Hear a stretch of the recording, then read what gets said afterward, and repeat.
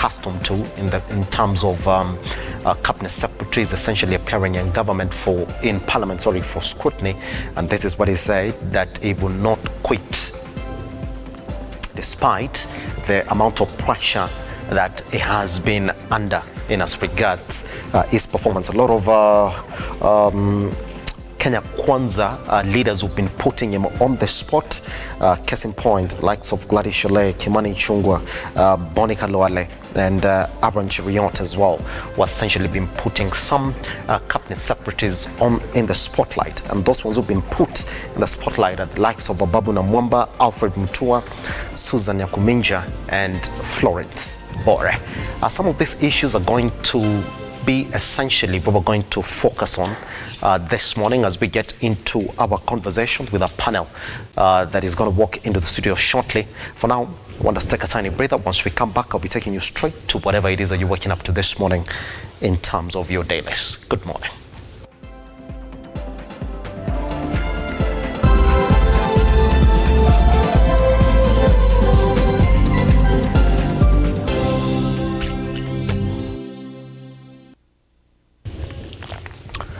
All right. Welcome back. Let's jump into whatever it is that you're waking up to this morning in your dailies.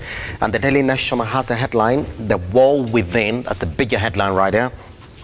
And on the front page there, you're going to see some of the cabinet secretaries who've been put on the spotlight.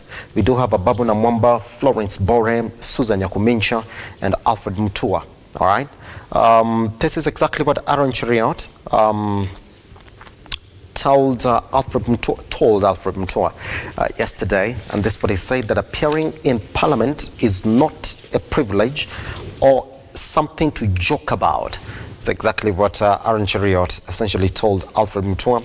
Susan Nyakuminja, this is what Bonica Loale told her: if people want joyriders, let them have them outside Parliament and the executive. Gladys Shole, essentially targeting Babu Namwamba, talked about how athletes fly the economy, the ministry officials, business, and first class. Florence Bore was essentially been asked by Kimani Ichung'wah to make clear as a house that will not allow any CS to take us for a ride. So you can see exactly these conversations that have been going on in the National House in as regards this continued scrutiny of our cabinet secretaries. That particular story has been covered on page 4 of the Daily Nation. Good. We continue. There's a story here of a Churchill, the lady who's been involved in the overseas job scandal in Uasin Gishu County. She's saying that she is a victim too, saying that she's been allegedly conning job seekers millions of shillings, fights back, insisting her firm secured overseas employment for applicants. She blames jealous competitors and politicians for her woes. That particular story has been covered on page 3 of the Daily Nation. Right, page 2, there's a TikTok round now, RUTO to talk with tech firms boss about explicit content. That particular story continues to be covered right here in the country, even amid push from a section of members of parliament to have that particular application banned from the country. There's also a page here on page 6 on how Paranya now has been grilled for 6 hours over graft. Anti-corruption detectives question ex-Kakamega Governor Wycliffe Paranya over alleged 1.3 billion shillings loss. A particular story is on page 6. Good.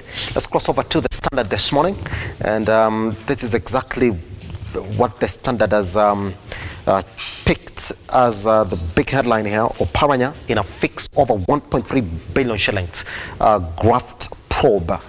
Former Kakamega Governor Wycliffe Oparanya yesterday spent hours at the anti-corruption offices over alleged embezzlement of 1.3 billion shillings in the county, even as commission agents raided his rural land. That's Nairobi homes, triggering protests within the Azimio coalition. That is a story that has been covered on page 2. Again, extends to the Daily Nation this morning on that particular page. That is on page 6. Good.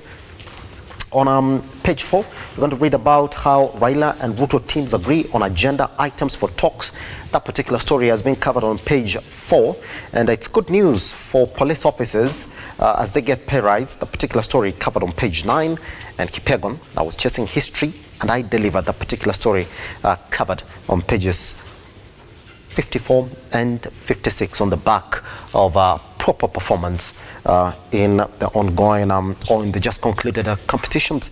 You know, Ababu Namwamba on page 2, she says he will not quit. That is according to Ababu Namwamba. That's the upon getting confronted by members of parliament with allegations of neglecting athletes' welfare. Now, in Battle Sports Youth Affairs Cabinet Secretary Ababu Namwamba says there is not sufficient evidence to warrant his resignation. A particular story has been covered on page 2. Same story here on page 3. The Standard has the story of Jepchirchir, and this is the headline: Unmasking Untouchable Jepchirchir. Now, in 2010, Judy Jepchirchir, the director of a controversial recruitment agency in Eldoret linking youth to jobs in Qatar, was dealing in importing new clothes. Those who knew the 37-year-old described her as a crafty businesswoman who rose from poverty before briefly moving to Australia and Canada. That particular story has been covered on page 3 of the Standard.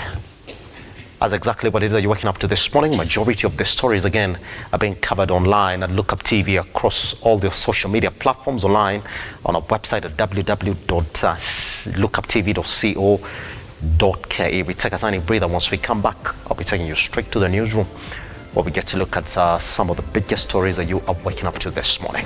Good morning.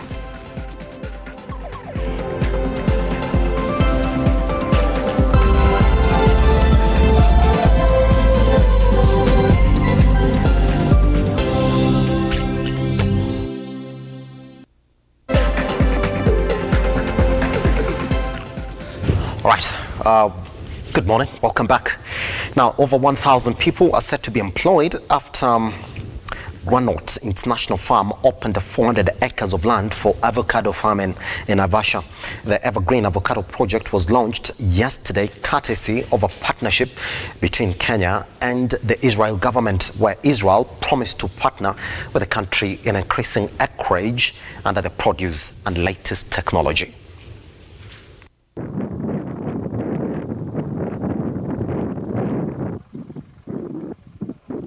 Granot International, a 400-acre farm located in the Bibi area, Naivasha sub-county, is where residents have invested their hope in, with the farmer expected to provide close to 1,000 job opportunities to boost avocado farming. This comes courtesy of an investor from the Israel, with the government of Kenya to provide job opportunities to residents to earn a decent living. The most important thing is that we can bring a change. We can bring new technologies. We can bring experience of 70 years of avocado throughout the value chain. We can bring new channels to the market through all the world that we already have. And this is what we are doing here. During the official opening of the farm, the government of Israel has promised the smooth succession of the project. Kiora Merom, who is the executive director of the farm, has admitted that the cost of production of avocado farm is high in Kenya compared to their competitors in Peru, Chile and Spain. We do in different other areas, in technology, in medicine, in cyber, and with this new, or maybe not already so new, government in Kenya, we take off very quickly and very fast. The CEO noted that the main challenge currently is bad road network, as there are difficulties in transporting the products. We really want to ask all the partners around that this is the place actually to make investment. We can see with what Granot have been able to do for the last 1 year, and the prospects are so high in terms of increasing the acreages and the avocado. That way we're going to build our economy, we're going to increase job opportunities for our youth. Faith Bonareri, Lookuptv. let's move on. Now, police in Nakuru have nabbed 350 liters of ethanol that is suspected to have been used in manufacturing of illicit brew. Now, the ethanol was found in one of the houses in Kayole area, which is said to have been a hideout for the illicit products. Police have urged the public to be vigilant and report any unusual activities in the region.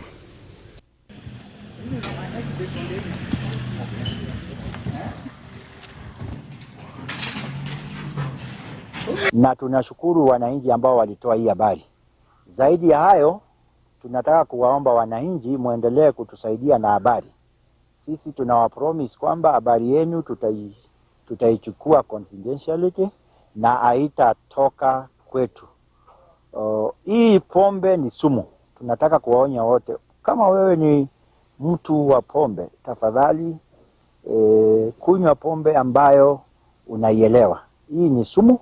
Hii ndio inafanya watu wapoteze macho, na sisi kama kitengo cha usalama katika Naivasha tumejitolea muhanga kupigana nayo. Kama wewe biashara yako ni hii, tunakuomba utafute biashara nyingine. So today we are destroying 300 because there are 14 of 25 liters. It is over 300 liters of pure ethanol. Na ni sumu ambayo this is for industrial use, lakini watu wakiichukua wanatengeza pombe nayo. So asanteni sana. Tunataka kuwashukuru kwa sababu ya support yenu wananchi. Na hizi ni lita 350 na hii inaweza tengeneza pombe nyingi sana kwa sababu is pure ethanol na iko concentrated. Sasa wakianza kuchanganya na watengeneza kwa vile vichupa, kwa sababu chupa moja inachukua kama 250 ml, hii inaweza tengeneza vichupa vingi sana vya pombe. Lakini lita moja kwao, kwa sababu wao wanachanganya, inaweza tengeneza hata cartons kama 6-7 ya hii pombe ambayo ni chafu. Now moving on, President William RUTO has said it will hold talks with a TikTok CEO over the moderation of explicit content on the app. Speaking in Nakuru at the 95th Kenya Music Festival Winners State Concert, RUTO further promised the construction of professional studios in every county, noting that the government is committed to providing opportunities for artists of all ages, including those in primary and secondary schools, to nurture their talents.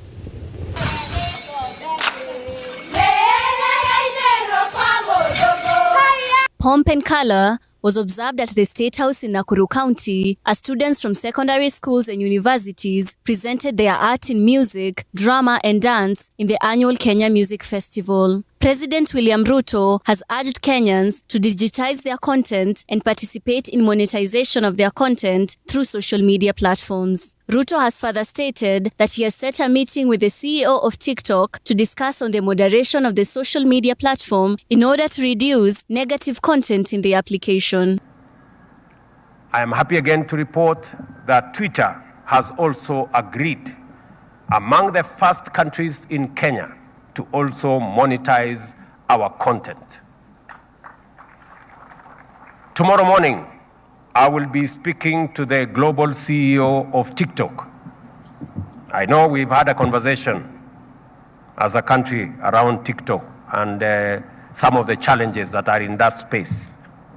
And like we have moderation capacities of the other platforms, YouTube and Twitter, tomorrow morning we are having that conversation with the global CEO of TikTok so that we can agree on a mechanism to moderate content in their space so that we can reduce the content that is negative and leverage on the monetization that is benefiting a lot more people. Excellency, we have never had a platform, an arrangement where these kind of talents progress to a level where they become useful to the nation. Wairimo Wasike, Lookuptv. Prime Cabinet Secretary Musalia Mudavadi has graced the Ma Cultural Festival in Masai Mara, Narok County. Mudavadi interacted with the leaders and the community before speaking on the significance of culture as a unifying force in the country. Let's take a look.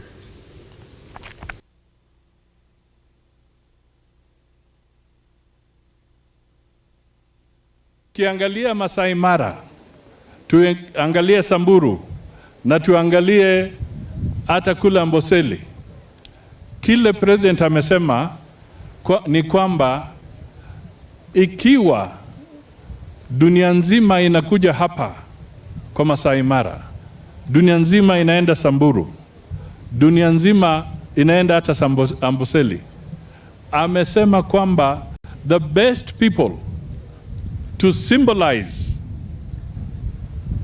proper conservation of the climate, proper conservation of the environment, proper integration of the lives of human beings alongside the lives of the wildlife. Globally, the president has said that you deserve it because you have conserved, you have been custodians for centuries, and therefore Amboseli is in good hands in your custody. Tumeona serikali kuu ambayo inaongozwa na Daktari William Samoei Ruto ikiwa imetupa mkono na support kubwa sana. Mambo mengi yalizungumzwa hapa katika uwepo wa Mheshimiwa Rais, na mengi tumeona mwelekeo na tumeona breakthrough kama Masai Nation. Kwanza niseme asante viongozi wetu kwa kuwa sauti yetu na kuongea kwa sababu ya Amboseli National Park, na kwa sababu hiyo kiongozi wa taifa amesikia wito wenu na sasa alisema kwamba Amboseli imerudi kwa county government wa Kajiado. Murang'a Governor Irungu Kang'ata has dismissed all medical officials in the county to allow new recruitment. The medical officers at the Murang'a District Hospital, Maragwa Hospital, Kirwara, Muri Rangers and Kangema have until 7th September to surrender their positions. Amina Abdul Rahman with more. In radical changes made in Murang'a County, Governor Irungu Kang'ata has stated that his government is committed to serving county residents better. Addressing the media from his office, he dismissed all county medical superintendent pending an internal suitability exercise, a move aimed at restructuring the health sector. In the health sector, the county has decided that the future deployment of medical superintendents will have to undergo a suitability test conducted internally by a committee in consultation with the county secretary and the CEC in charge of health. To implement these changes, all medical superintendents in our level 4 and level 5 hospitals are hereby directed to step down from 7th of September 2023. Kang'ata further stated that the county will advertise the position for interested candidates to apply.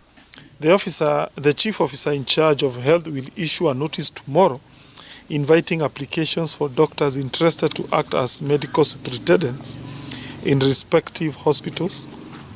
An objective suitability assessment test will be conducted, and the top 3 doctors will then undergo an oral examination before a committee to be constituted by the Chief Officer Health and the County Secretary.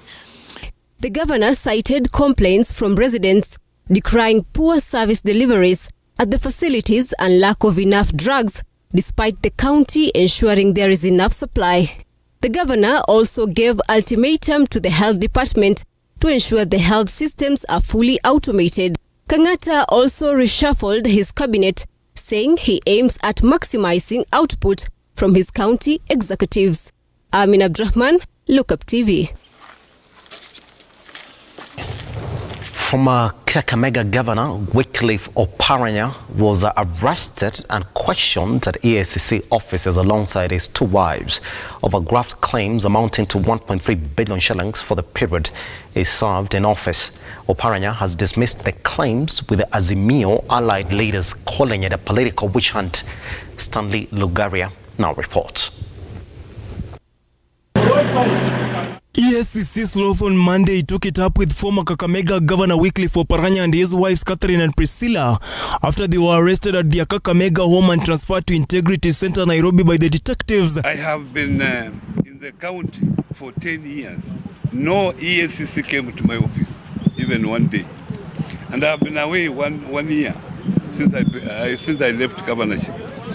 Nobody came my way on any investigation.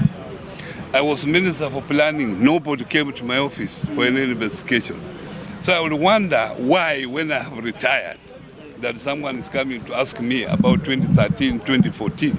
Oparanya and his two wives spent over 7 hours at the EACC Center on allegations of corruption and economic crimes, leading to about 1.3 billion shillings. Lawyers representing Oparanya and other ODM leaders arrived at the EACC to demonstrate their frustration and solidarity. Nimekuja huku niingie niweze kusikiza yale ambayo wanataka kumuuliza na niweze kumpatia haki zake wakati ambapo anadadisiwa.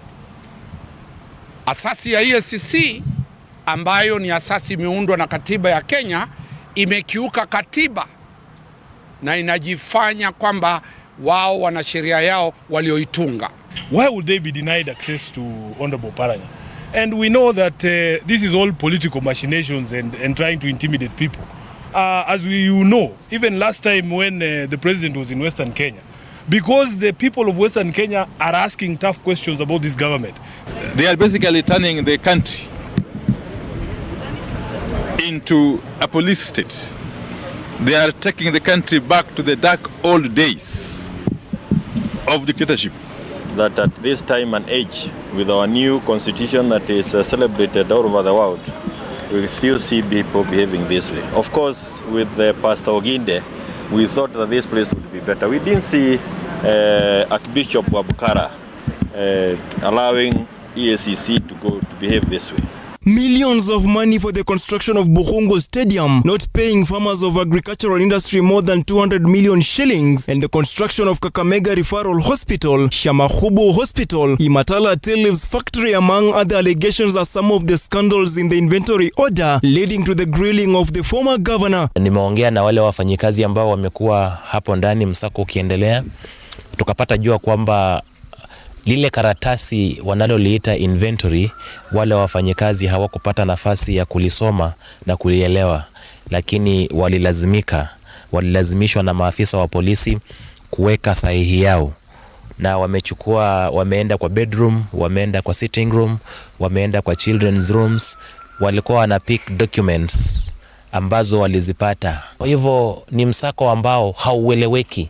Japo kuna idhini ya mahakama, ni msako ambao umefanyika na kutekelezwa kinyume na sheria na kinyume na yale maagizo ambayo mahakama ilipeana. Oparanya is accused of conniving with other county officials who have also since been arrested and grilled in regard to the county contractual and tendering processes. I have just been hearing that they have been interviewing some contractors. Yeah, but I have not had time to sit with those contractors. And since furthermore I have left the county, I'm not privy to any information about the county. I cannot access any document of the county because I'm no longer an employee of the county. Detectives at Oparanya's home in Butere found more than 38 land title deeds, county vehicle registration numbers, 2 computers, 18 county land deeds, contract documents and names of contractors, and a shotgun, among other items. Order, yes, which we served to the persons that we found inside. Yes. We've conducted the search peacefully, we've finalized, and we are going. We've given them the order, we've given them the inventory, and everything is done well above board. Stanley Lugaria, Lookuptv.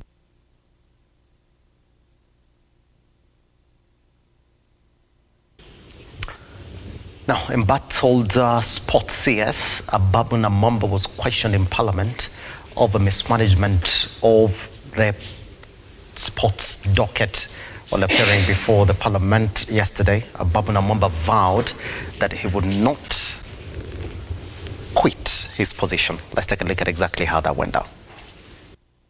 Sports CS Babu Namwamba found himself in familiar yet hostile territory in the National Assembly after both the majority and minority leaders slammed him over his letter to the House in regards to sentiments made by some legislators regarding his docket. It seems, Honorable Speaker, that the minister is alluding that he is okay to appear before the committees, relevant committees, but he has a problem with being oversighted by plenary. Neither the leader of majority nor any member of parliament is here serving at the whim of any cabinet secretary. Speaker, first and foremost, that letter should have been copied to me as the leader of minority.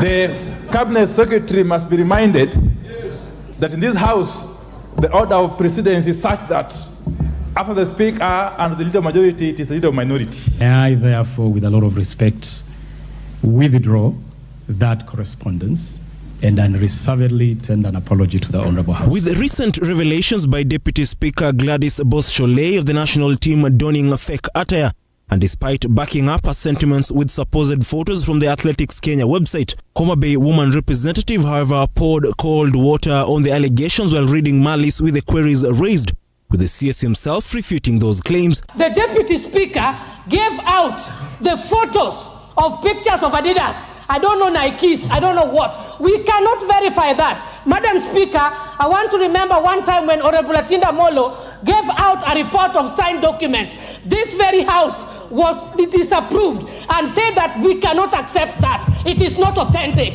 And so even the Adidas photos are not authentic. One thing that I'm talented, Madam Speaker, is psychology. I want to say that the discussion I'm seeing here is tailored towards crucifixion. Kenyan teams at this level do not use Adidas as a brand. In fact, the National Olympics Committee of Kenya, which is responsible for teams at this level, has a subsisting contract with Nike. With the President William Ruto launching Talanta Hela initiative early June, Boss-Sholei questioned the unavailability of the application itself, with members further accusing Namwamba of misappropriating millions of money meant to pay the athletes. Is it true that the German government paid for the accommodation? If they did, can you account what happened to these 500 million that he proposed to have been paid? That it could not even take those children by flight to Munich, where they were supposed to go, to Berlin. Despite Namwamba denying all the allegations tabled against him, Atieno Bensouda, the Homa Bay County woman representative, questioned any response given by the CS, insisting that Namwamba ought to table all the documentation to support his sentiments before the respective committees. From the discussions which the CS has been asked, it is mandatory that the CS has to table the records and reports on the framework of his work in terms of procurement, in terms of the activities taking place within the country and outside the country, and align it to the budget, to the Committee of Sports, so that issues are verified. Namwamba resoundingly rubbished calls for him to resign, noting that his ministry was one of the best performing dockets, while assuring athletes who participated in the Paralympics of being paid this month. There is absolutely no sufficient ground that would cause my resignation, because I believe I am performing exemplary well as Cabinet Secretary responsible for this ministry. Ian Keitani, Lookuptv. Oh, that particular story then marks the end of our morning drift news, but then opens up to a conversation that we're going to have this morning. Now, the talks at the Bomas of Kenya continues to rage on, and the Azimio coalition again is introducing more issues that have to be spoken about. But what we do understand is that now, a couple of days down the line, the issues that those two sides are going to talk about have officially been agreed upon. But then on the sidelines of that, it looks as if some members of parliament are now talking tough about some of the performances of the CSs that have been already been put on the spotlight over how they are running those particular dockets. Top of those CSs who've essentially been blamed or been put on the spotlight for the way that they're running their dockets is Ababuna Mwamba. We do have Alfred Mutua, we do have Nyaku Mincha, and Florence Bore. Now, what Ababuna Mwamba has essentially said is that I will not resign, even as members of the Kenya Kwanza side in Parliament are calling for him to quit, going by some of the ways in which he has run that particular docket. And this is also coming on the back of the president saying that some cabinet secretaries in his government do not understand some of the roles that they're supposed to play. This also coming on the sidelines of those talks at the Bomas of Kenya that are supposed to talk about inclusion in government. The question that we're asking this morning is the stage getting set for the reshuffling of the cabinet secretary positions on the back of those talks that are ongoing at the Bomas of Kenya. This morning, we do have Prof and Mr. Mungai this morning that I'm going to engage shortly as we then talk about the biggest issues that you are waking up to this morning. Gentlemen, how are you doing?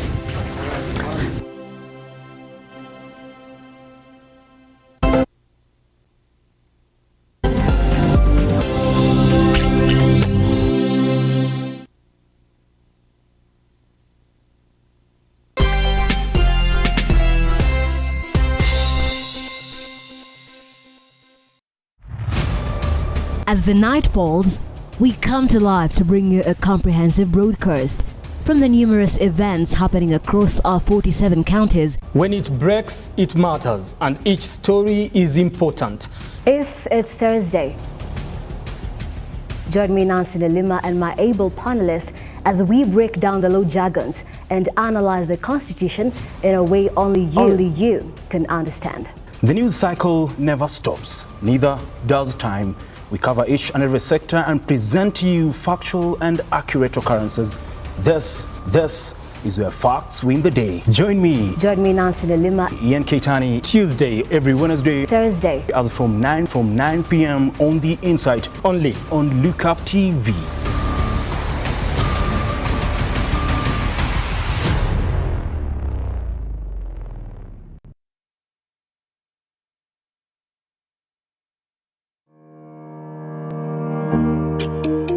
Hi, and welcome to Tujenge Home. Your number one show when it comes to all things architecture, real estate, property development, interior design. You get it right here on Tujenge Home. When the food is ready. You want to serve them? Dinner is served. Yeah. Let's go. Let's go.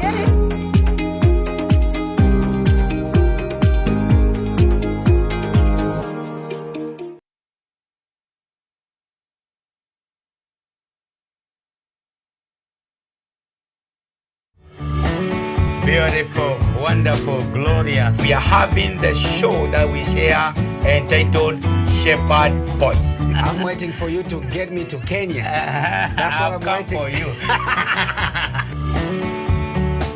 God is the source of every blessings that flow into your life. And I know that God is going to bless you and to do a new thing. Pray.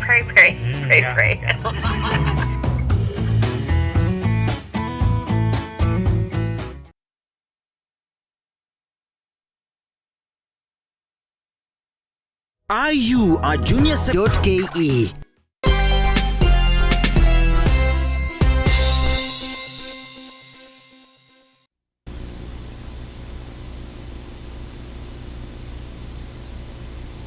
Kila kitu ambayo inahusikana na ukulima, ili ujifundishe mengi, uweze kujua ukulima pia ni mali. Kumbuka kipindi ni nini? Kipindi ni ukulima, ni mali na Manjoro, upate hela.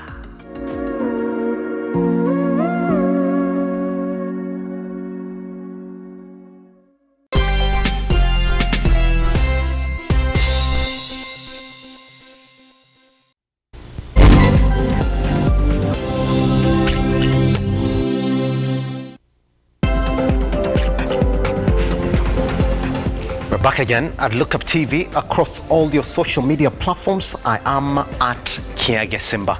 There are a lot of issues that we have to talk about this morning. Just before we begin, I've got to say hi to our viewers who are watching us this morning. I've got Victor, thank you very much for watching us this morning. I do have Enos, Larry, thank you very much for being part and parcel of our broadcast this morning.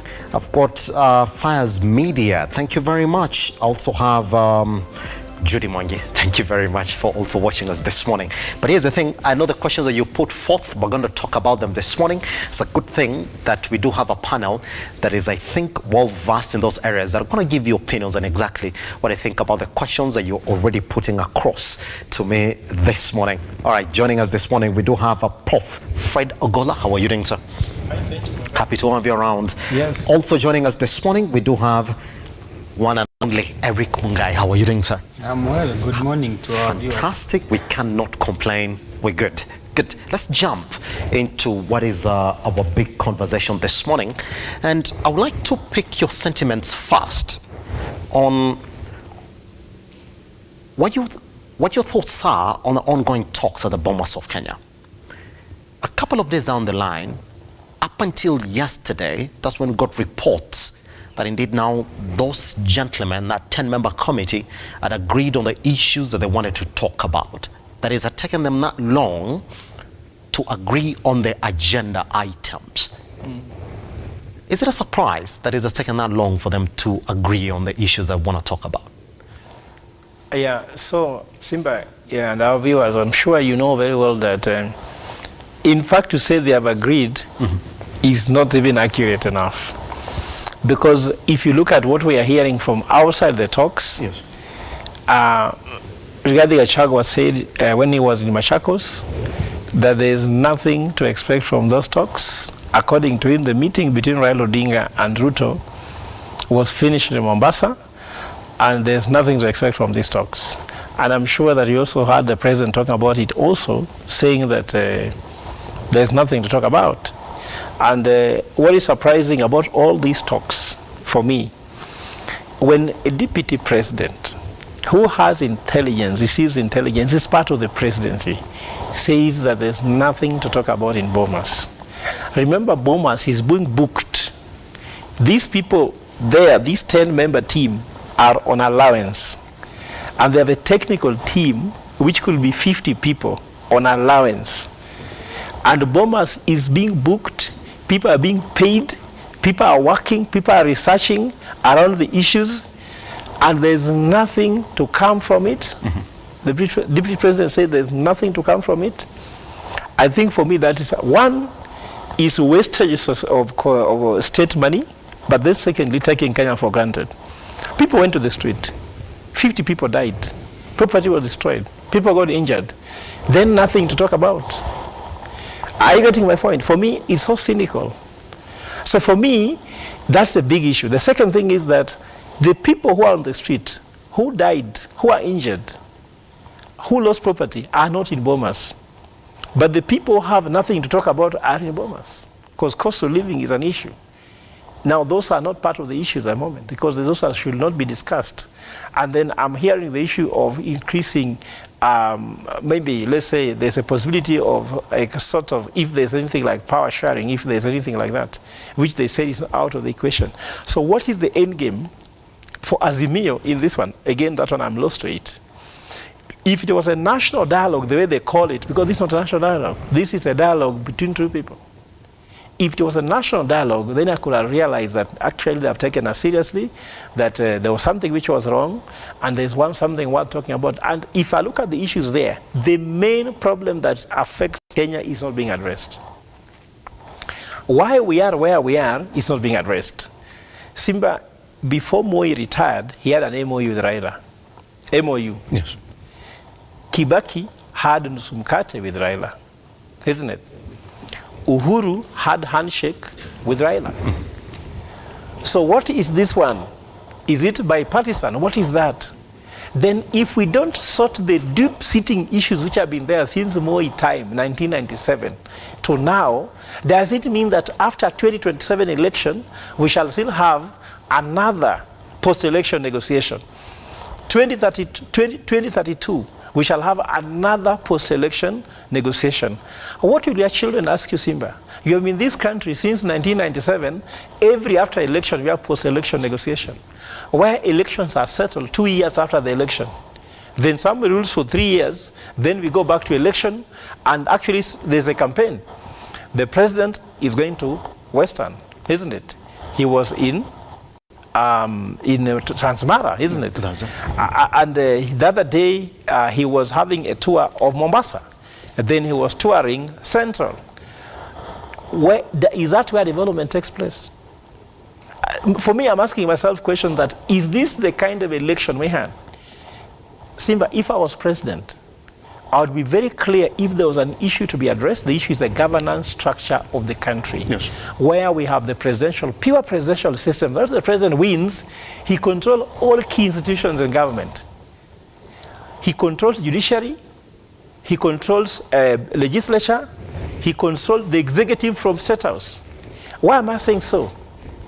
The president is the single person who ensures how money moves. Nobody has independence in finances. Even the judiciary relies on the presidential money transfer. So for me, if we have governance structure where everyone will be better, like now IBC is not in place. IEBC begin independent electoral boundaries commission, isn't it? Is it independent? If it's independent, why is it after every election, IBC have to go home? Like this one, they have gone home. Can you have an independent institution that goes home after every election? That when Raila goes to the city, says now you cannot consider IBC.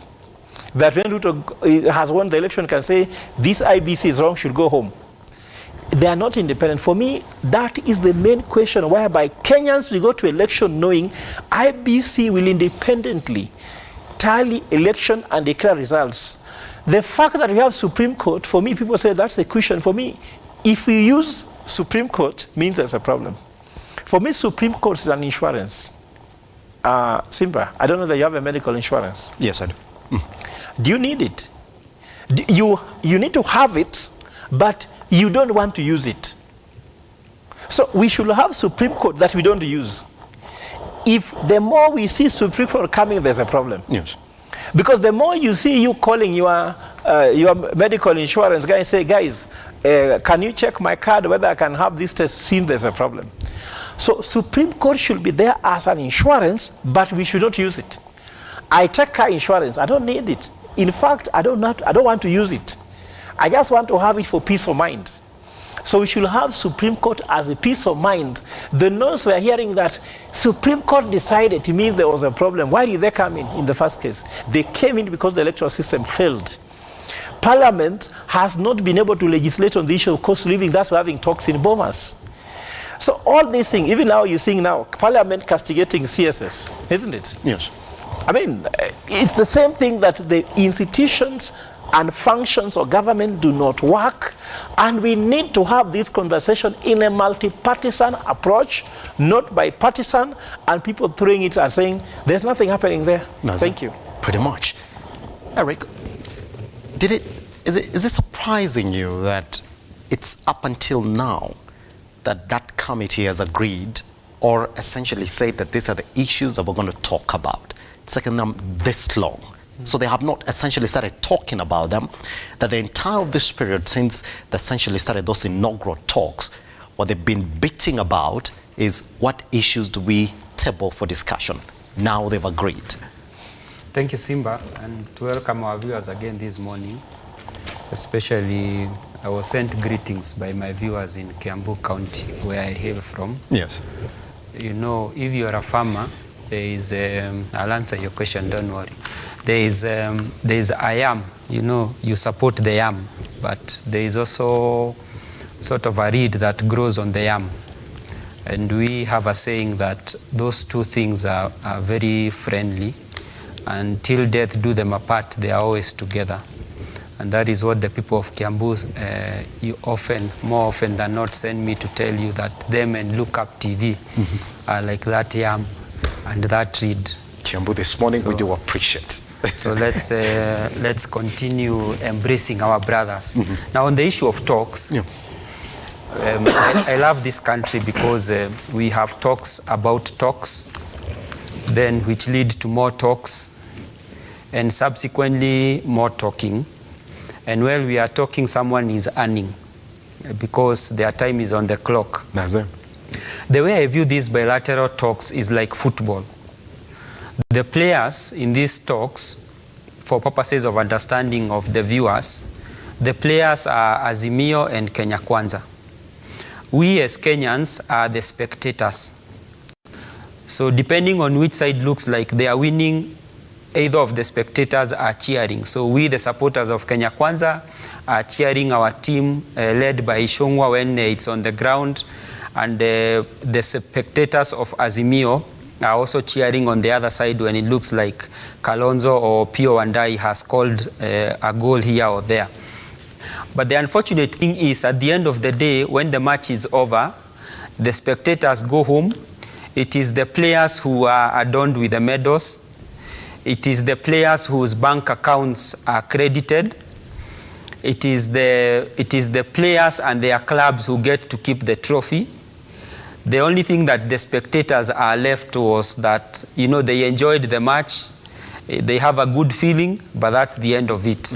And that's what we have with these talks about talks. At the end of the day, we have Kenyans who have died, we have Kenyans who have lost their lives, and unfortunately, that will be that. That will be the end of that. Secondly, as a country, we do not appear to learn. And this country has adopted several mechanisms of dealing with issues, which I think, in my opinion, are escapist. For instance, if we have an issue to do with land, what do? Set up a Ndongo Land Commission. Investigate, file a report, put it on the shelf. What issue comes up again? We have another issue that we need to discuss, police reforms. Get the former Chief Justice, go ahead, table a report. Prior to the report, have the National Police Service Commission issue salary increment, which is what the commission that was set up by the president was supposed to do in the first place. So we as a country, we have adopted an escapist model of burying our head always in the sand. Having said that, you must remember that talking has not started now. In the National Accord of 2007, after Kenyans decide to test each other's violence skills, we came up with a group of eminent persons, the likes of Kofi Annan, Brasa Machel, Benjamin Mkapa, and we had 4 agendas to be discussed, just like we have the agendas on the table now. Now, agenda number 1, which was implemented very quickly, was the one for sharing power. And we went ahead through Parliament, which is what is happening now. You know, they have gone to Parliament, both the National Assembly and the Senate, to make sure that the talks are anchored in law. Same thing we did in 2007, when we came up with the National Accord framework. Raila then became, I think, a prime minister, and Kibaki, and they shared power. But on the agenda 4, which was supposed to be the issue of inclusivity and the issue of youth empowerment, because remember, a majority of the perpetrators of violence were young people.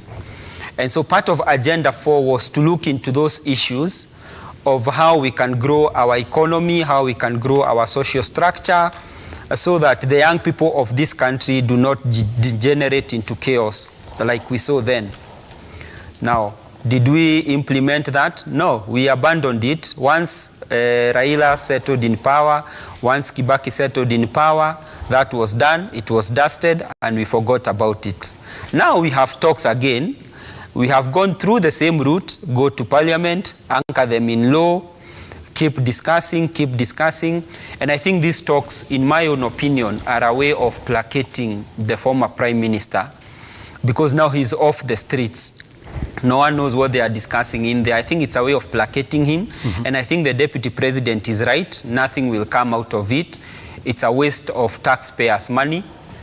But as Kenyans would ordinarily say, maybe the leaders are eating on our behalf. This morning, the issue essentially is going to be how the government is running, and we've seen how majority of CSs now are getting castigated by even the Kenya Kwanza side in parliament. I mean, we've seen the likes of Gladys Sholay, the likes of Kimani Ichung'wah, who are essentially calling out this particular cabinet secretary to come out and perform strongly. In fact, to the point now that there are calls for some of them to get out of office. Remember, it's barely a year down into their tenure. This is what the critics are saying. And if you look at the demands of the Azimio coalition, part of those demands is that we also have to be included in this government. They're calling it inclusivity in government affairs. And from any other person who's looking in from outside this issue, is that there has to be some sacrificial lambs in this particular government, if indeed the inclusivity bullet right there in that agenda is going to be met by this particular committee. Do you think that what we've seen in the National House over the past couple days is setting stage for what is going to be a big cabinet reshuffle that's going to see new names come into government? Yeah, first of all, whatever they're trying to do might not be clearly understood, because politics, we have tried to predict. I'm sure before the election you saw people predicted many things that didn't come by, and many analysts predict things wrongly. Yes. And I don't want to go to the prediction, but first of all, let's go to the fundamental issues here. Who employs CSS? It's Parliament. Yes, those people who employ CSS, it's Parliament. They are the ones who approved them. Kenyans took petition against these people. Yes. And I've always been saying, if you look at the team sheet for Kenya Kwanza, it shows they can't score a goal. And that's why Kenyans are still waiting. No goal has been scored. We are just hearing people shouting, hey, atari kwenye lango, no goal. And these guys are the same. Atari kwenye lango, no goal. I mean, since election, tell me one thing that you can be sure that Kenya Kwanza has delivered from their promise. None. In fact, they have just had misses rather than hits. This is a fact. Cost of living. The only thing the president promised, which has nothing to do with Kenyans, about employing judges and giving them more money to judiciary. That's all. I don't see anything else that he has delivered apart from that. Yes. So the team that we have in Kenya Kwanza cannot deliver. So whether the MPs are helping or not, the president needs to reshuffle the cabinet like yesterday. And don't reshuffle them politically. Bring a team that can deliver. The political experience is over. He's a head of state. And he has said it himself, and I said it before, that the team sheet of Kenya Kwanza is the issue. So the president do not only have to change the cabinet, but also the president needs to change his economic model. It's a wrong economic model. I'm an economist. The bottom-up economic model has never worked anywhere. It's not working in Kenya and will not work.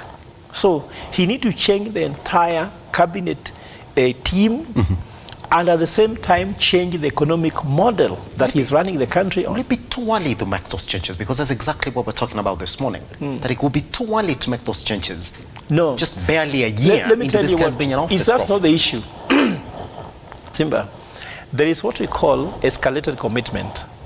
Once you make a certain decision, you know it is wrong, and you don't want to change your mind. I've written a book called 10 Lessons from 1,000 Strategic Plans. It's called Mismanagement or Mismanagement. After you make the first wrong decision, and because of ego, you don't want. Only a fool doesn't change their mind. If something is wrong now, let's say now, Simba, you are supposed to go to Naivasha, and you take the turn heading to Thika Road. Then you say, it's only 1 hour, I can't change my mind. You're not going to get to Naivasha. So if the team is wrong, even after 1 week, change your mind. Even in marriage, you are dating somebody, after 1 week, you discover this is a wrong person. So you say, it's only 1 week, let's go on. It will not change. What looks like a duck, walks like a duck, barks like a duck, is a duck. it will not become a goose. So for me, this cabinet walks like a duck. It looks like a duck. They behave like a duck. It is a duck, and now a lame duck. A lame duck can't deliver.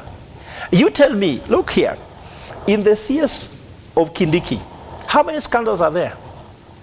The most corrupt ministry in Kenya is internal security, with statistics from EACC and Kenya Bureau of Statistics. It's not me giving the statistics. The second most corrupt is CS Health. KEMSA is, isn't it? What have we done with that corruption thing? It is just massive. It's massive. The sitting chair of the EACC is a bishop. I met him and he told me, there's nothing I can do. We have EACC, we should investigate corruption. Now they went for Oparanya, isn't it? Well, it is good to go for Oparanya if there's evidence, isn't it? But what else, isn't it? Will we recover the money they are saying Oparanya talk about 1.3 billion? We want the money to be recovered so that we can say we got money from corruption and we are building a level 4 hospital. Not that you just do PR, people are being arrested. Mandago was arrested last time, isn't it? The president threatened, if you took these people's money, pay back, isn't it? Then he said again he will pay himself.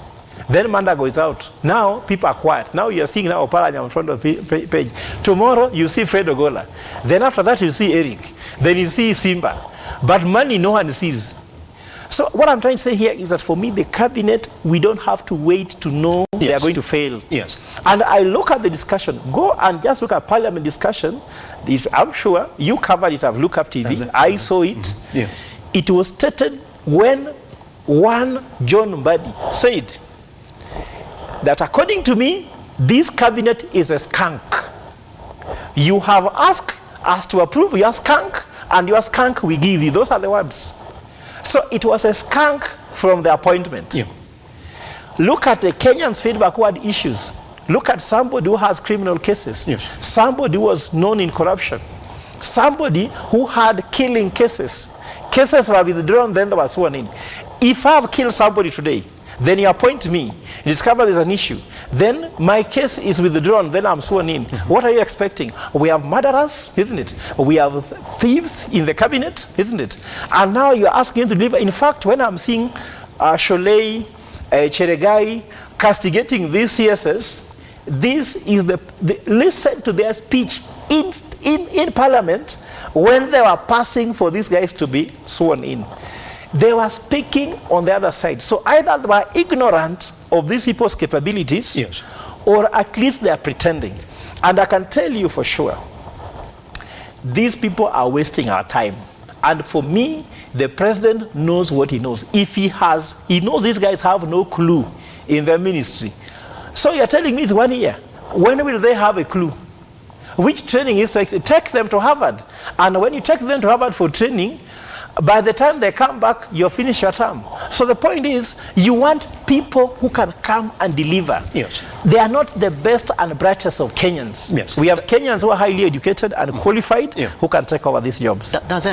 Eric, we'll come back to for you to answer that question, that any change that the president will ever do now will be seen as a political move that is essentially anchored or pressured by the ongoing talks between the Azimio coalition and the government. Eric, if you look at what the Kenya Kwanza members of parliament are ardently saying about this particular cabinet secretaries, do you feel that in sort of way that we are setting the stage for what is going to be a fulfillment of the inclusivity bullet in those talks that are going on at Bomas of Kenya, that in one way or another, that if there's going to be a change now, then the president has a chance to actually fulfill what those guys want, because they will say, well, I would reshuffle this cabinet, give me 4 or 5 names that you want me to put in here.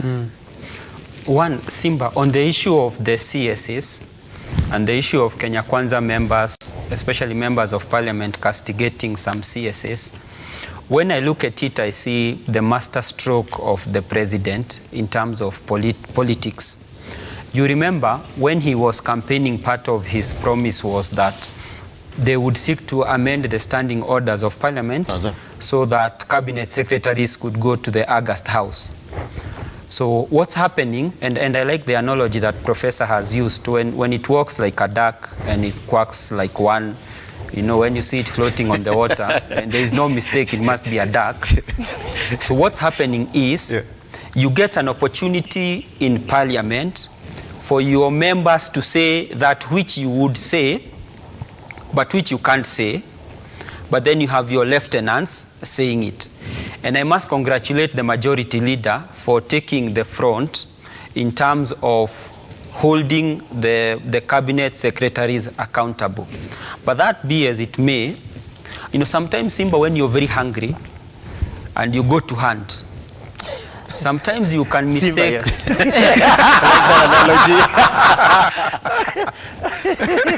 yes, I like that. Go on. Go on. Sometimes you can mistake a hare. You can mistake a skunk for a hare, and you can take the skunk home. But then, because you're so hungry, you want to eat alone, you cover yourself in a hole with the skunk. Now, when you discover there is a foul smell coming within the hole, as the professor is saying, you know, you have a decision to make. Either to proceed with your initial decision, assume it's a hare and proceed, or get out of the hole and say, you know, there is a foul smell coming out of here, and I made a mistake in the first place, I cannot eat this animal. Some of the CSs that we see, at face value, you can see some of them have not settled. You can see some of them are adopting to the lifestyle of becoming a CS. You saw one of them the other day was out scouting for a house. They want to come out from where they were living into other quarters. So you can see even in terms of lifestyle, most of them are adjusting into their new roles. Yeah.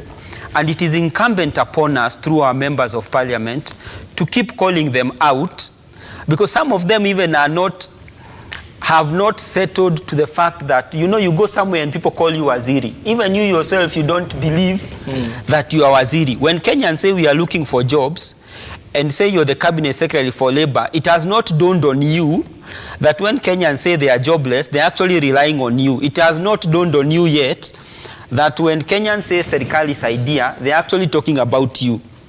And so we have a situation where a majority have settled well, but some of them are still tottering in the dark. They still need a bit of guidance, and that's why you heard the president say the other day, some of them do not even understand their ministries. There are some that are trying to set up wheeler-dealing schemes in the government. And so it is important that we call them out, those that we can call out now. But with specific reference, because we have seen what is in the papers today is CS Ababu. I think with specific reference to him, what Ababu has failed to do, one, is communicate what he's doing. And secondly, he has not understood the art of politics regarding the position that he's sitting on. And what do I mean when I say that? Yes. Now, the athletes, a majority of athletes in this country, a majority come from one community. Now, what the CS is forgetting is that, you know, by virtue of being a CS does not necessarily mean you access the president. I hope you know that. You can be a CS and you talk to the president, say, once in a week, or when the president wants to talk to you. It's not a guarantee that because you're a CS, then you're buddies with the president. Now, some of these athletes will speak to the president directly. And they will tell the president, you know, this and this and this is happening to us, directly. Now, you're seated there as the CS, you're trying to do 1,001 things, and no one notices those things that you're doing. And therefore, you will start hearing, if you look at the people who have raised the issues about Ababu Namwamba, with specific reference to him, you will notice they come from a certain jurisdiction. Now, if you investigate correctly and dig quietly without speaking to people, you realize that those are people who are very close to the powers that be. And so I think Ababu in this particular instance needs to master the art of governance and the art of politics, because most of what the CS does is at the policy level. It's not really that he's the hands-on guy. And I think in that respect, he goofed when he went for celebrities on that Talanta Hela thing. It made him look like he was groping in the dark. But I think he has an opportunity to correct and do it very quickly, because some of the issues that were raised are issues that have bedeviled the sports ministry for a long time. They are not really new. Yes. That would say they are really peculiar to him. Yes. But I think he needs to correct the direction very quickly before things get tough on him. That's it. So and just to add a point there. Just on it.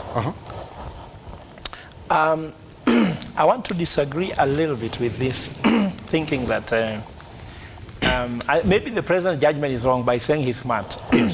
The president nominated them, and I remember when he was explaining why he nominated them, they say that they might not be highly qualified or the most preferred people we are looking at. You actually say that, Eric. But he has chosen the people who understands his economic model and policy, and therefore he is requesting Parliament to give him those people, and requesting Kenyans to give them time they'll perform. You know, you see, for example, me, who criticize the bottoms-up approach, if the president appoints me to become CS today, I'll say no, because I cannot work under bottom-up economic approach, because I don't want to work.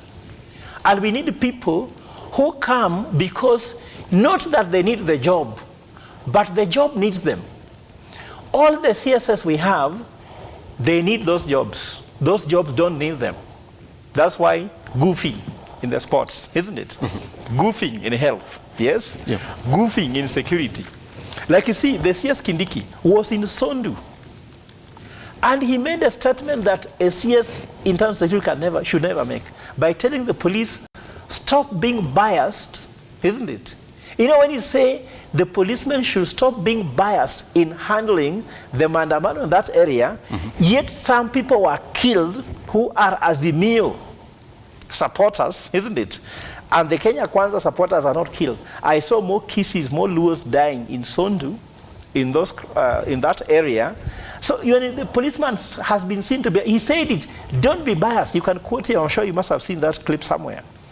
How can a whole CS say that in public? These people are incompetent. And the incompetence has been stated by the very president. What is the president waiting? Someone who is dying of hunger now, you miss Linturi. If you just listen to Linturi for a while, you give up on agriculture. And let me ask you, my brother Simba, if you are in New York with billions of money to pump in agriculture, then you look at Linturi, Minister for Agriculture in Kenya. You look at the Minister for Agriculture in Ethiopia. You look at the Minister of Agriculture in Tanzania. You look for one in Zambia. Will you bring money to Kenya? No, unless you're a fool.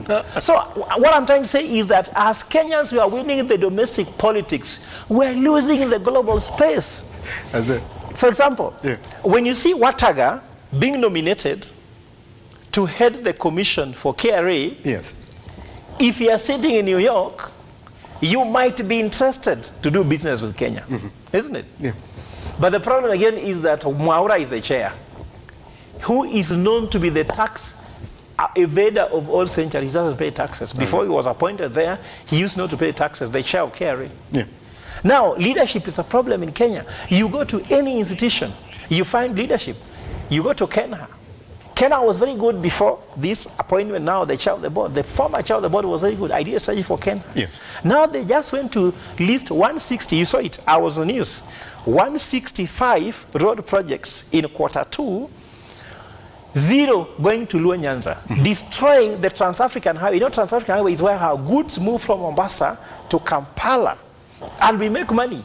Then to punish Luos, you will not repair that road. It is a wisdom of fools. Do you know why?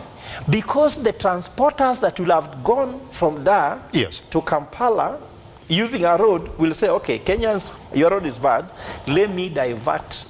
And we lose revenue.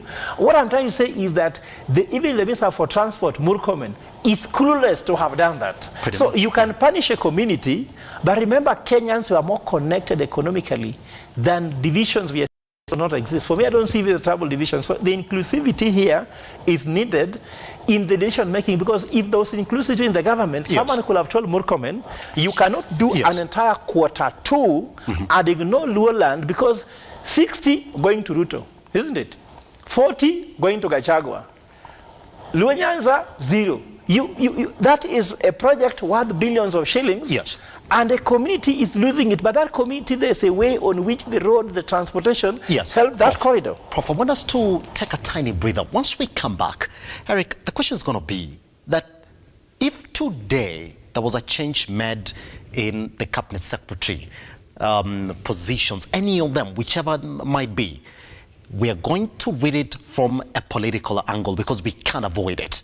Once we come back right here on the Morning Drift, the talks at the Bomas of Kenya ongoing vis-a-vis what's going on at the parliament as we keep on then looking at the performance of the Kenya Kwanza government, what has been almost a year down the line. Once we come back.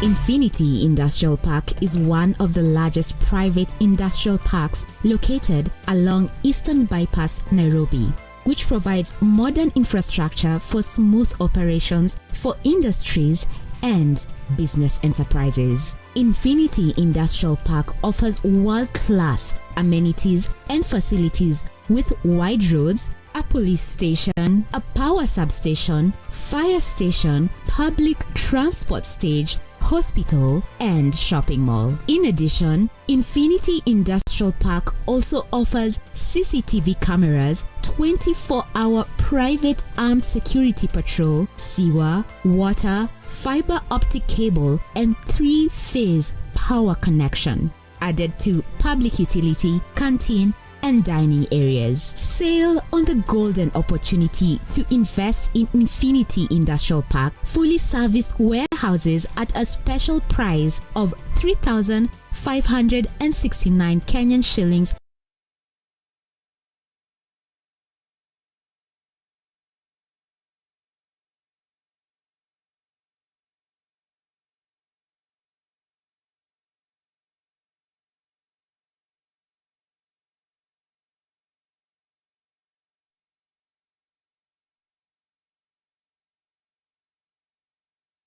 Kipindi ni ukulima, ni mali na manjoro, upate hela.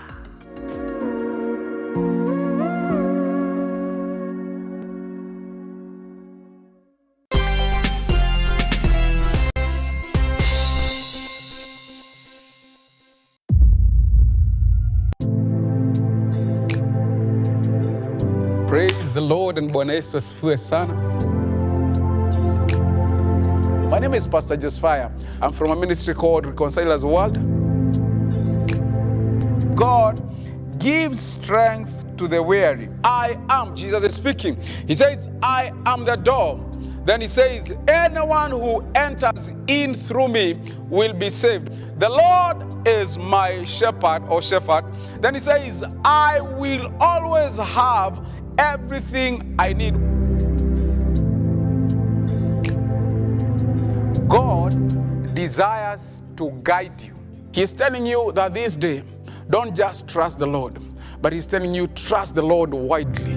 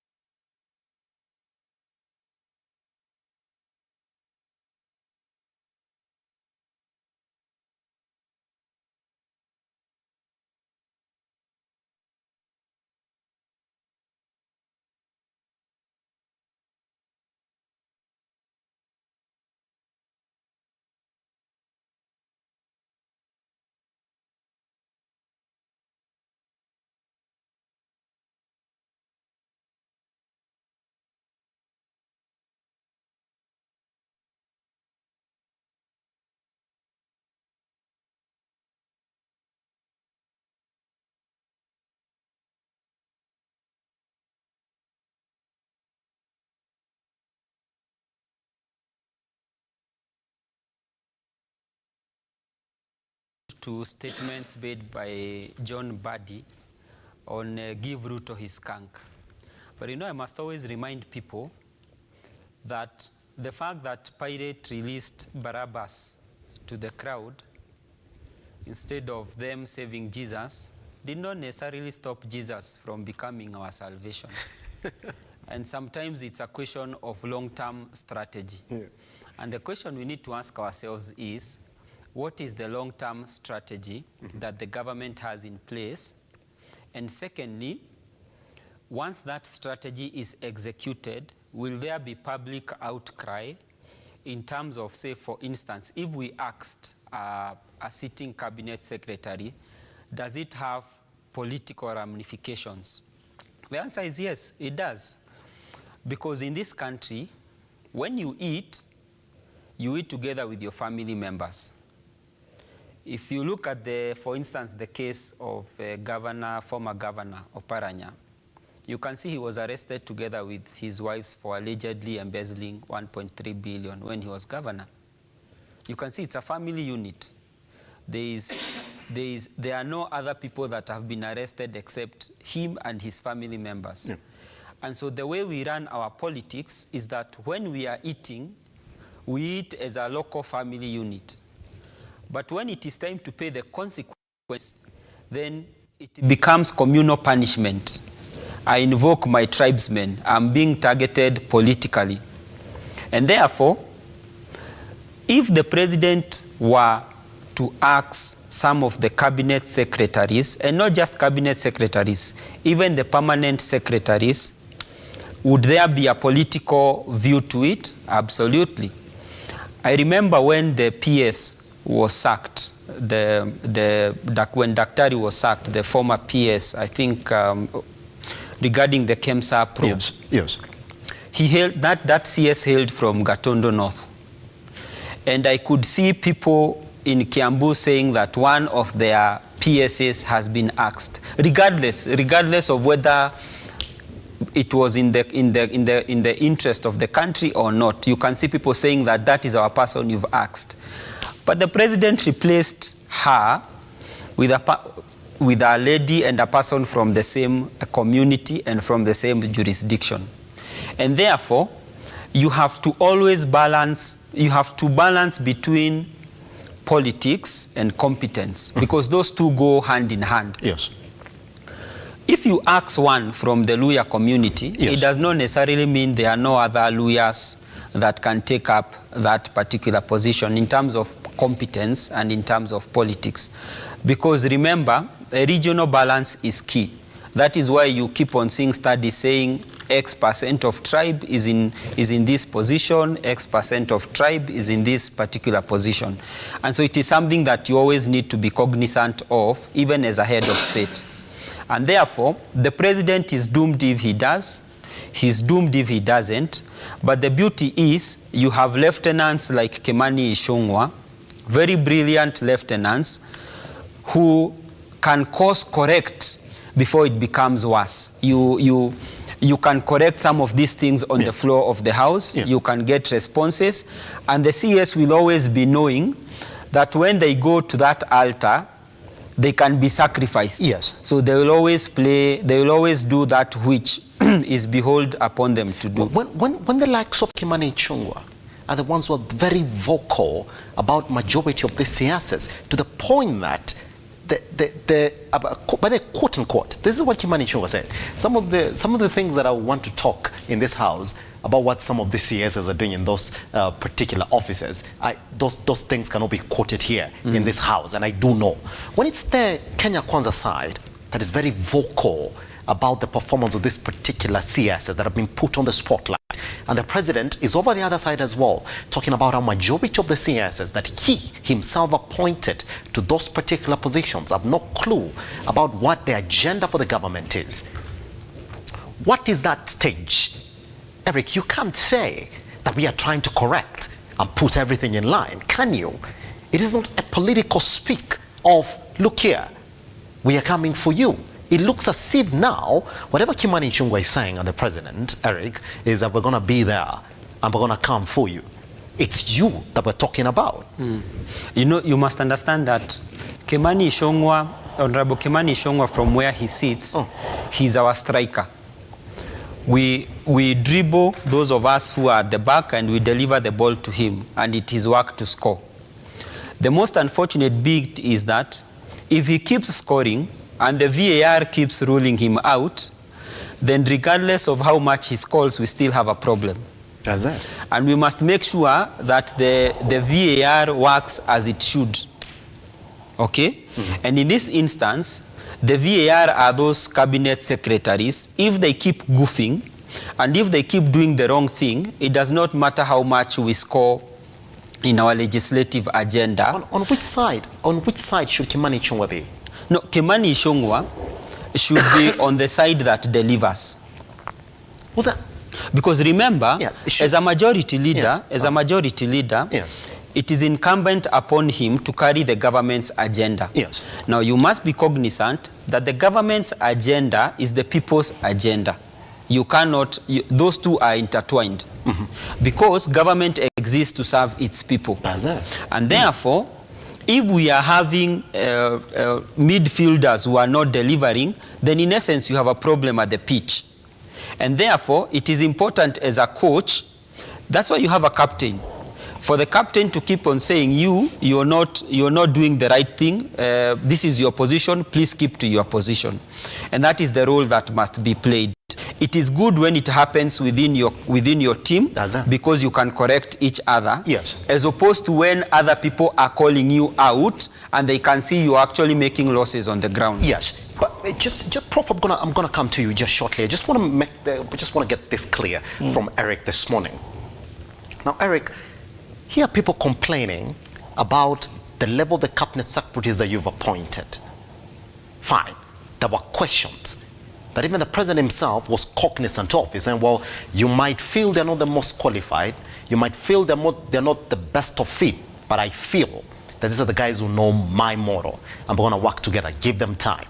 A couple of months down the line, the president is here complaining about the performance of some of these cabinet secretaries. He's even telling them, you guys are embarrassing me. Go back to your offices. There's a lot of literature sitting on your desk on exactly what your ministries should be doing. I know your job more than you know it, and it's embarrassing. Good. Then majority of the CSs appear in the National House, where the president enjoys majority support. It's the Kenya Kwanza side. And then you sit back and then you say, let's see how these proceedings are going to go. Guess who's complaining more about these cabinet secretaries? Is the Kenya Kwanza side. I mean, if you look at some of the courses that have been covered on the Daily Nation this morning, some of them are even getting told, you can't come here and think it's a joke. You can't come here and take us for granted. When we ask you questions, you got to answer. So the president is here complaining about the CSS and then goes back to the National House. The same Kenya Kwanza side, which is represented by the president as well, is complaining about the CSS. Then Eric, on the other side, you have the Azimio coalition that is saying, inclusivity, we want something. Are you afraid, Eric, to say that some of these CSs that we've been seeing here, questioned by the likes of Kimani Ichung'wah, the likes of Ashole, are going to be the sacrificial lambs? Should indeed the president decide, I'm going to give this coalition whatever it is that they want from those talks? There's a difference between complaining and calling out. Those are two different things. They're complaining, Eric. No. What the Kenya Kwanza MPs are doing is not complaining. They are calling out the CSs for their perceived misdemeanors and some of them for their perceived incompetence. There is a big difference between the two.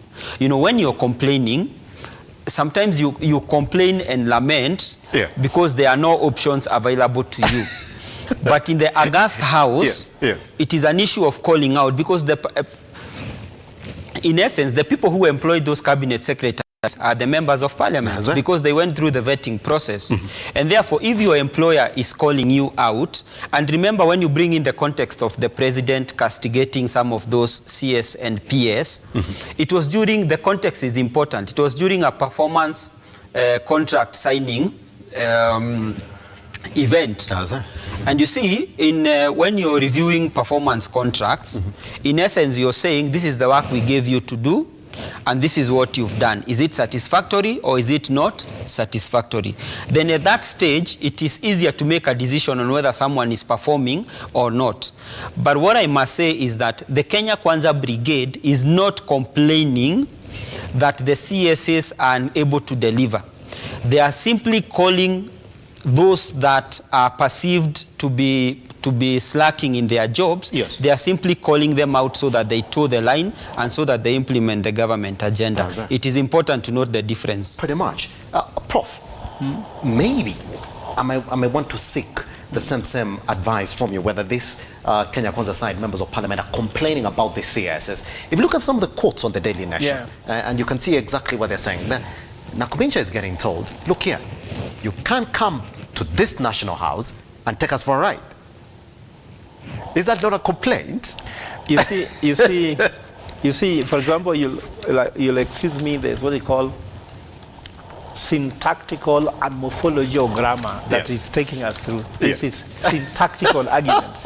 It is not substantive. Calling out and complain are the same thing. They are not. Because complain, also you can ask, what is a complaint? What is a concern?